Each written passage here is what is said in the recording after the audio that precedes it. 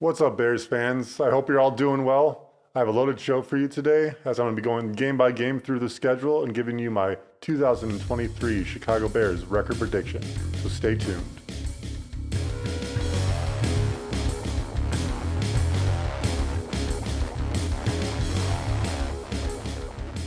All right, so week one is against the Packers, and in my opinion, this is a must-win game. It's Justin Fields versus Jordan Love for the very first time, and a win here, a win or a loss here would kind of set the tone for the franchise, both franchises going forward. So the Bears only scored 29 points against the Packers in 2 games last year, and so not a great showing from the Bears offense. Maybe Jordan Love isn't as good as Aaron Rodgers. Hopefully he's not. Like, he fucking better not be as good as Aaron Rodgers. But the Green Bay Packers defense is still pretty good. So it's gonna be a fight. If Jordan Love is even halfway decent, it's gonna be a little bit of a struggle. But I do have the Bears winning the game 21-20. And in the opening game of the year, I have Zach Pickens getting his first sack. There's going to be 2 interceptions on the day, and at least one of those interceptions is going to be either Brisker or Gordon. The other one might be Eddie Jackson or something like that, but that's what I'm calling. Zach Pickens gets his first sack, and then there's 2 interceptions on the day. All right, and then after the win at home against the Packers, we go down to Tampa Bay to face the Buccaneers. There's no more Tom Brady, and I don't hate Baker Mayfield, but he's not Tom Brady. But I'm not going to talk too much crap. I do believe it's going to take some time for Tampa Bay to heat up. But I have the Bears going down to Tampa Bay, enjoying the warm weather, and winning for the day. And in week two, this is going to be Javon Dexter's first sack. So mark it down. And for the win against the Tampa Bay Buccaneers, the score was 21-14. All right, and then in week three, we're going to Kansas City to face the Chiefs. It's not going to be in Germany, so that's good. There's really not too much to say for this one. We put up a good fight, but we're going to lose to the Chiefs 24-31. Our time will come, but it's not quite yet. In week four, the Denver Broncos come to Chicago with Sean Payton as the new head coach. And I believe that he's going to have this team looking completely different. He revamped the offensive line through the free agency and with a name that Bears fans should be familiar with, because I'm pretty sure we were trying to go after him in Mike McGlinchey. And they also beefed up their defensive line as well. And in the draft, they built their secondary up and their wide receivers with some young talent. So I do think that the Chicago Bears are going to lose this one. It's going to be another close one, but they're losing 17-21. And then in week five, the Chicago Bears go down to Washington to face off with the Commanders. I think this is going to be a revenge game. The Bears defense is going to dominate, and Justin Jones ends up with getting a sack for a safety. Tyreek Stevenson gets his first interception for the year, and the Bears win 23-10. And then in week six against the Minnesota Vikings, this is going to be coming off of the defense's best game. And I think that they're just going to be super energized for this one. Justin Jefferson is going to burn us a couple times for touchdowns, for long touchdowns, but we're going to shut them down in the fourth quarter. Minnesota this year is going to have more one-score losses than they did last year. And then Jalen Johnson is going to get his first interception of the year in week six against Kirk Cousins. The Bears are going to win 27-24. And then in week seven, we go against the Las Vegas Raiders. They come to Chicago. And the question of this game would be, is Jimmy G a better quarterback than Derek Carr? And obviously the Raiders think so. I did see a stat the other day that said Jimmy G's completion percentage within the red zone, within 10 yards of scoring a touchdown, is much higher than Derek Carr's. Derek Carr just wasn't able to get the job done when on a 10-yard line or better. So I think I could really see this game going either way. I see Eddie Jackson getting a pick six this game against Jimmy G, but I do see the Raiders winning. Final score being 20 Chicago, 24 Raiders. And then in week eight, we go against the Los Angeles Chargers. I think that they're just a fantastic team. This is going to be an L. We're going to lose 14-31. You're going to start to see this is week eight. We're starting to be a little bit more fatigued now, and it's going to show this game. It's going to be not a great performance on both sides of the ball, and people are going to start abandoning ship. All right, and then week nine, we go against the New Orleans Saints. Derek Carr is now going to have a new motivation this year, and I do feel like the Saints have a better team all around. I'm obviously a big fan of Chris Olave, and I wish that we got him, obviously, for Justin Fields. But now we have DJ Moore, so I'm okay. That said, I do feel like this could go either way. So we'll just note that down. There is going to be multiple sacks. Derek Carr is not a super mobile quarterback. And I do think both Zach Pickens and Gervon Dexter will end up with a sack this game, but the Bears will still end up losing 27-30. All right, and then week 10, we go against the Carolina Panthers. This is probably aside from week 1, I think that week 1 against the Packers is a must-win game.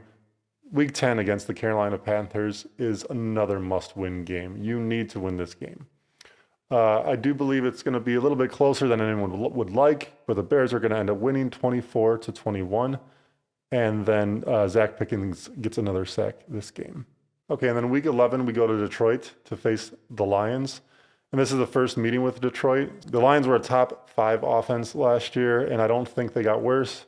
David Montgomery and Jahmyr Gibbs are going to be a great 1-2 punch for them. You know, I've been a fan of what the Lions have done in the draft and just with everything. And like they free agency, they picked up some people in the secondary.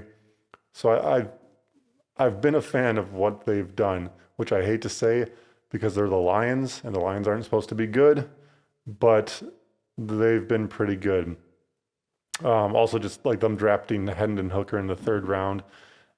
As long as he's healthy, I like Jared Goff. I think he's a good player.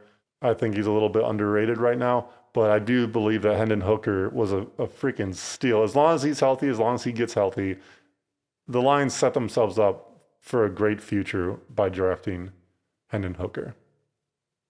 So this is going to be a close game. I do have the Lions winning 30-27, 27 Chicago, 30 Lions.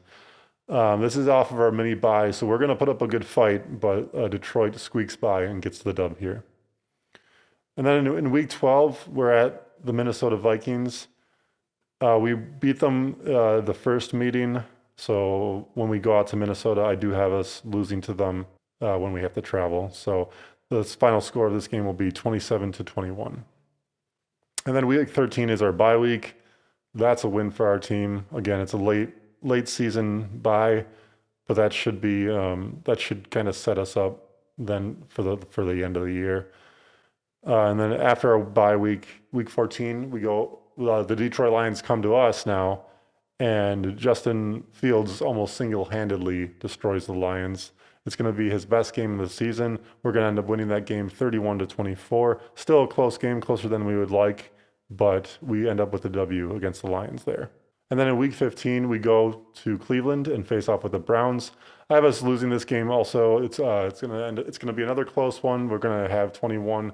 Browns are going to put up 24, win by a field goal in the 4th quarter.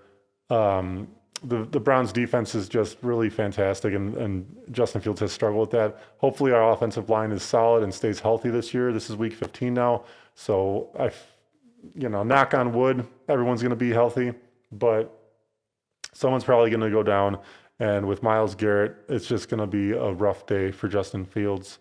He's still going to keep it a close one, but I have us losing that one. And then week 16, we go against the Arizona Cardinals. If Kyler Murray is back, it could be a closer game. But at this point, he might be rusty, or they might just have him sit. This is week 16 again. So the Cardinals are projected to be the worst team in the NFL this year. And if they're on par for that by week 16, they just might sit Kyler Murray the rest of the year. Let him just fully recover, not risk another injury, and then just move on to the next year. So I have the Bears in week 16 against the Arizona Cardinals, winning 27-21. All right, and then week 17, we face off against the Atlanta Falcons in Chicago. So Desmond Ridder hasn't lost a home game, but then it's a good thing that he's playing at Soldier Field. So he's going to lose this one. The Bears win 30-20. All right, and then week 18, we go to Lambeau, face off with the Packers. I could see it going either way. I have the Bears losing 24-21 in the final week. If they're fighting for a playoff spot, though, I think the Bears could pull it off. Otherwise, Justin Fields might be sitting this game if he's proven it. If we signed him to a big contract, which I imagine that we will, I think that he'll just be sitting this game if it doesn't mean anything. Obviously against the Packers, he's gonna want to play the game, and I feel like that's what happened last year. He played a couple of games that he probably should have been sitting and just getting healthy.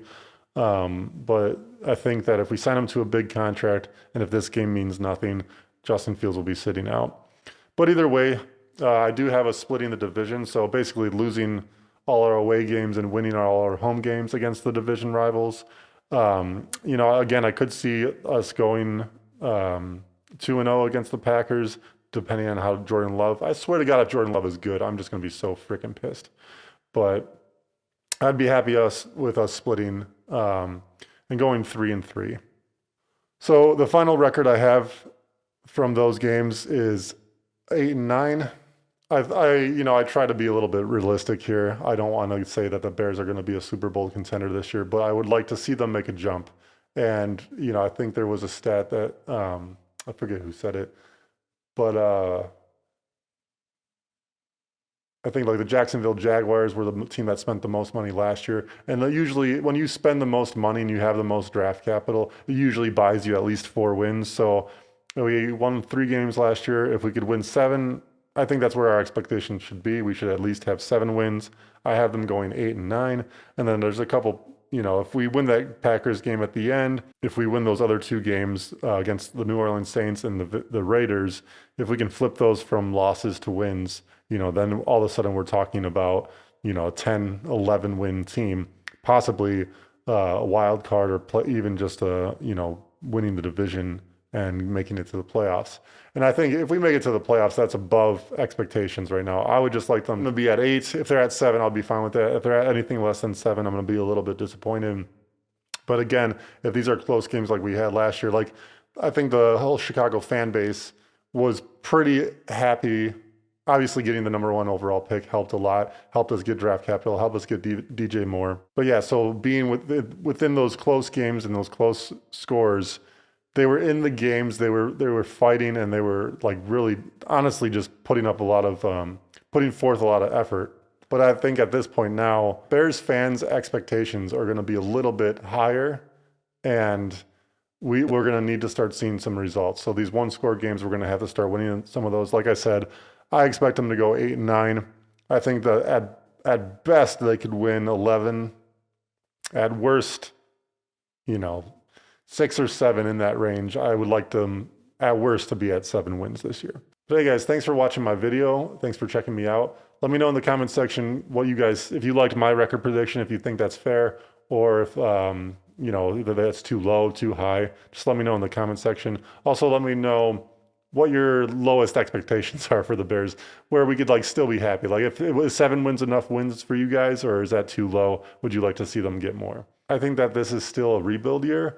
And so I would be happy, minimum with 7 wins. And then next year is when we really need to start pressing things forward. This year we need to find out is if Justin is the guy.